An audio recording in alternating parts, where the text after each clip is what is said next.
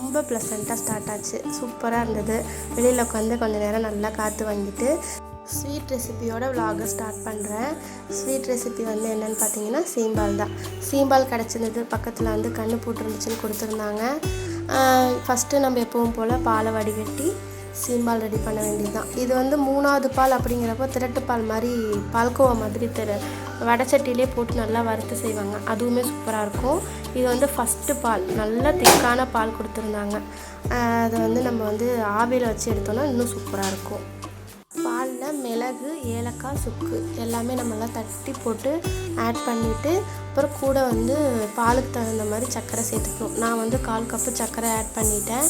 Add பண்ணி நல்லா கலக்கி விட்டுறணும். ஏன்னா நம்ம ஆவியில் வச்சிட்டோன்னா அதுக்கப்புறம் கலக்க முடியாது. நல்லா கலக்கி விட்டுட்டு அதுக்கப்புறம்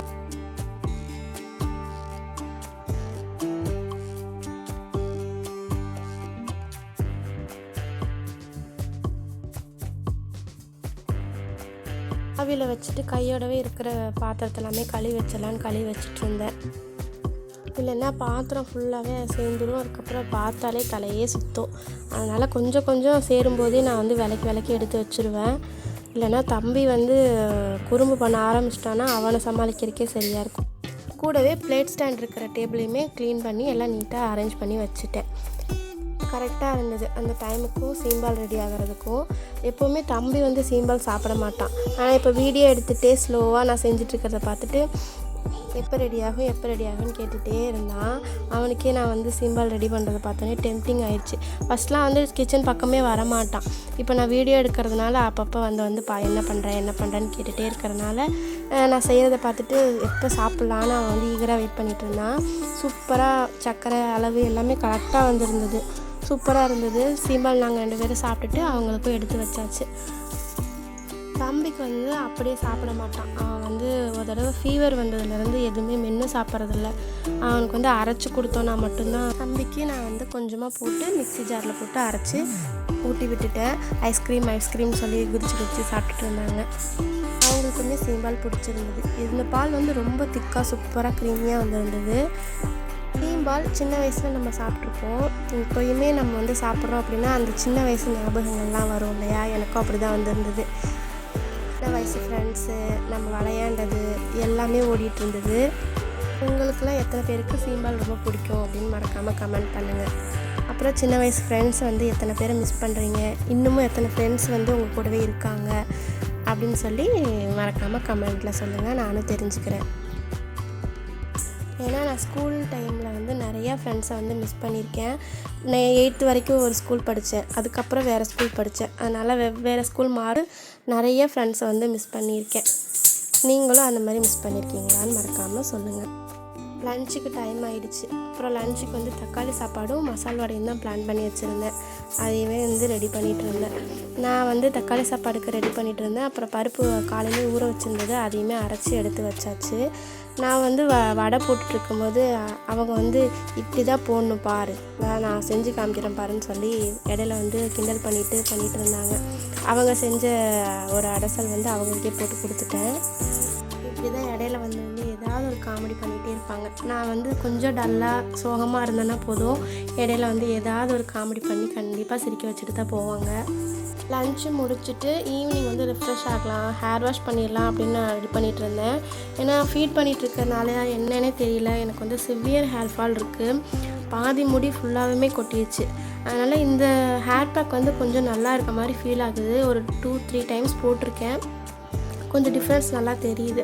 அதனால் இதையவே கண்டினியூ பண்ணலாம் அப்படின்னு சொல்லி நான் ரெடி பண்ணிகிட்ருக்கேன். அது என்னென்னா கத்தாழை, விளக்கெண்ணெய், கூட கொஞ்சம் வெங்காயச்சாறு 3மே வந்து மிக்ஸ் பண்ணி நல்லா பீட் பண்ணி அதை வந்து அப்ளை பண்ணி ஒரு 20 மினிட்ஸ்க்குள்ளே தான் வச்சுருந்து ஹேர் வாஷ் பண்ணிடுவேன். ஏன்னா அவங்களுக்கு வந்து கோல்டு பிடிச்சிரும் ஃபீட் பண்ணிகிட்ருக்கிறதுனால அப்படின்ட்டு நான் ஒரு அவ்வளோ நேரம் தான் சடனாக திடீர்னு இவ்வளோ ஹேர் ஃபால் வந்து எதனால் வந்ததுன்னு எனக்கு தெரியல. உங்களுக்கு ஏதாவது ரீசன் தெரியுமான்னு மறக்காமல் கமெண்டில் சொல்லுங்கள். ஈவினிங் வந்து டீ காஃபி குடிக்கணுன்னே தோணலை. என்னமோ கொஞ்சம் ரிஃப்ரெஷிங்காக ஏதாவது ட்ரிங்க் குடிக்கணும் போல் இருந்துச்சு. சரின்னு நான் வந்து லெமன் தான் இருந்தது, லெமன் ஜூஸ் போட்டுடலாம் அப்படின்னு லெமன், அப்புறம் சப்ஜா சீடு ஊற வச்சுருந்தேன் 2 ஸ்பூன், அதையுமே போட்டுட்டு நன்னாரி சர்பத் ஊற்றி குடித்தோம். செம்ம ரிஃப்ரெஷிங்காக இருந்தது. நீங்களுமே கொஞ்சம் டல்லாக ஃபீல் பண்ணிங்கன்னா ரிஃப்ரெஷிங் ட்ரிங்க் இது வந்து ட்ரை பண்ணி பாருங்கள். சூப்பராக இருக்கும். நன்னாரி சர்பத் வந்து ஃபஸ்ட்டு வேறு ப்ராண்டில் வந்து நாங்கள் வாங்கிட்டு இருந்தோம். அது வந்து சூப்பராக இருந்தது. இது வந்து என்னமோ ரொம்ப சர்க்கரை பாகு வந்து அதிகமாகவும் அந்த எசன்ஸ் வந்து கம்மியாகவும் இருக்கிற மாதிரி ஃபீல் ஆச்சு. இதிலே ரோஸ் சிரப் இருக்கு இல்லையா, அதுவுமே போட்டு குடிக்கலாம். அது வந்து வேறு மாதிரி செய்வாங்க, அதுவுமே நாங்கள் செய்வோம். இப்போ வந்து ரோஸ் சிரப் வந்து தீர்ந்துருச்சு. ஸோ நான் நன்னாரி சர்பத் தான் போட்டேன். சூப்பராக இருந்தது. நல்லா ரெஃப்ரெஷிங்காக வந்து ஈவினிங் போச்சு. அப்புறம் சில க்ராசரிஸ் ஐட்டம்ஸ்லாம் வந்து எடுத்து வைக்க வேண்டியது இருந்தது. எல்லாமே நிறைய ஒர்க் வந்து பெண்டிங்கில் இருந்துகிட்டே இருந்துச்சு. நம்ம இதை ஃபஸ்ட்டு குடிச்சு முடிச்சுட்டு அப்புறம் வந்து அடுத்தடுத்த வேலையை பார்க்கலான்னு நான் வந்து குடிச்சிட்டு இருந்தேன். க்ராசரியெல்லாம் எடுத்து வைக்க ஆரம்பித்தோன்னா போதும், தம்பி வந்து எல்லாமே ஃபுல்லாக வீடு ஃபுல்லாக எடுத்து பரப்பி போட்டு வச்சுருவாங்க. அதை எடுத்து வைக்கிறதுக்கே 1 மணி நேரம் ஆகிடும். அவங்களுக்கு வந்து அது ஒரு விளையாட்டு. எப்போவுமே டாய்ஸ் வச்சு விளையாடுறத விட இந்த மாதிரி கிச்சனில் வந்து இந்த மசாலா பாக்கெட்டு இதெல்லாம் எடுத்து விளையாடுறது அவங்களோட விளையாட்டாகவே இருக்கும் எப்போவுமே. டின்னர் செய்ய ஸ்டார்ட் பண்ணியாச்சு. டின்னருக்கு வந்து இட்லியும் ஹோட்டல் ஸ்டைலில் வந்து சாம்பாரும் ரெடி பண்ணிகிட்டு இருந்தேன். அது வந்து ரொம்ப சிம்பிளான சூப்பர் டேஸ்டியாக இருக்கும். 2 இட்லி 3 இட்லிக்கு பதிலாக 4-5 இட்லியே சாப்பிட்லாம். முதல்ல ஒரு பெரிய சைஸ் வெங்காயம், அப்புறம் ஒரு 3-4 தக்காளி கட் பண்ணி வச்சுக்கோங்க. ரஃபாக கட் பண்ணி வச்சாலே போதும். அப்புறம் ஒரு 5-6 பூண்டு. குக்கரில் பருப்பு வேக வச்சிடலாம். பாசிப்பருப்பு 1/4 பங்கு, துவரம்பருப்பு 1/4 பங்கு போட்டு நான் வைப்பேன். ஒரு சில பேர் வந்து அதை வந்து ரேஷியோ மாற்றி வைப்பாங்க. நான் ரெண்டுமே சமமாக அப்படி எடுத்துக்குவேன் சின்ன டம்ளரில். பருப்பு நல்லா வாஷ் பண்ணிவிட்டு நம்ம கட் பண்ணியிருக்க வெஜிடபிள்ஸ் எல்லாமே சேர்த்துக்கணும். சேர்த்திட்டு கட்டி பெருங்காயம் ஒரு பீஸ் வந்து ஆட் பண்ணிக்கணும். அதுக்கப்புறம் மறக்காமல் கட்டி பெருங்காயம் போடுங்க. அப்போ தான் அதோட ருசி வந்து சூப்பராக இருக்கும். மஞ்சத்தூள், சாம்பார் தூள், கொஞ்சமாக மல்லித்தூள்னு கொஞ்சமாக போட்டுக்கோங்க. அவ்வளோதான். விசில் வச்சு விட்டோன்னா ஒரு 4 to 5 விசில் விடுங்க. சூப்பரான குழம்பு ரெடி ஆயிரும். இதை நம்ம வந்து எடுத்து வச்சுட்டு அதுக்கப்புறம் பின்னாடி வந்து ஒரு தாளிப்பு கொடுக்கணும். குக்கரில் விசில் வரதுக்குள்ளே இட்லிக்கு ரெடி பண்ணிடலான்னு மாவு கரைச்சிட்டு இருந்தேன். இப்போ தம்பி வந்து அம்மா நான் ஊற்றுறேன் அப்படின்னு சொல்லி கேட்டுட்டு இருந்தாங்க. இந்த மாதிரி சின்ன சின்னதாக அவங்களுக்கா இன்ட்ரெஸ்ட் வரும்போது நம்ம வந்து அவங்களுக்கு கரெக்டாக கைட் பண்ணி இப்படி தான் பண்ணணும் அப்படின்னு சொல்லி கொடுத்துட்டோம் அப்படின்னா நமக்கு வந்து சில டைம் வந்து உடம்பு சரியில்லாமல் போயிடுது. அப்படிங்கிறப்போ அவங்களே டேக் கேர் பண்ணிக்குவாங்க.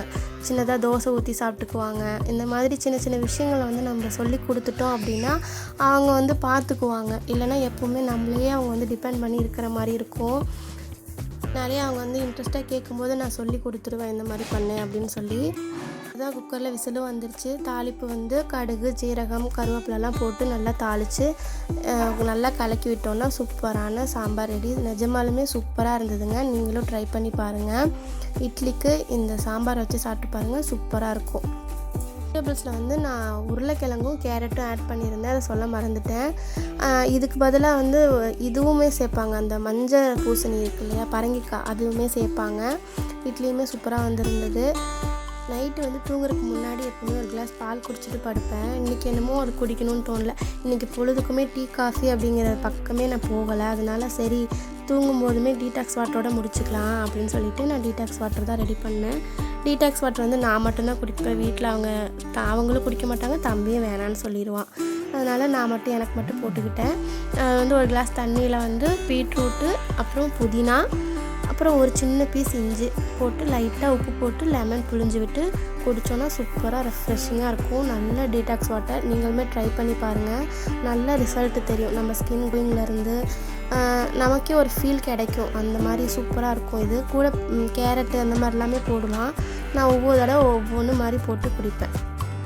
அவ்வளோதான், வீடியோ எண்டுக்கு வந்தாச்சு.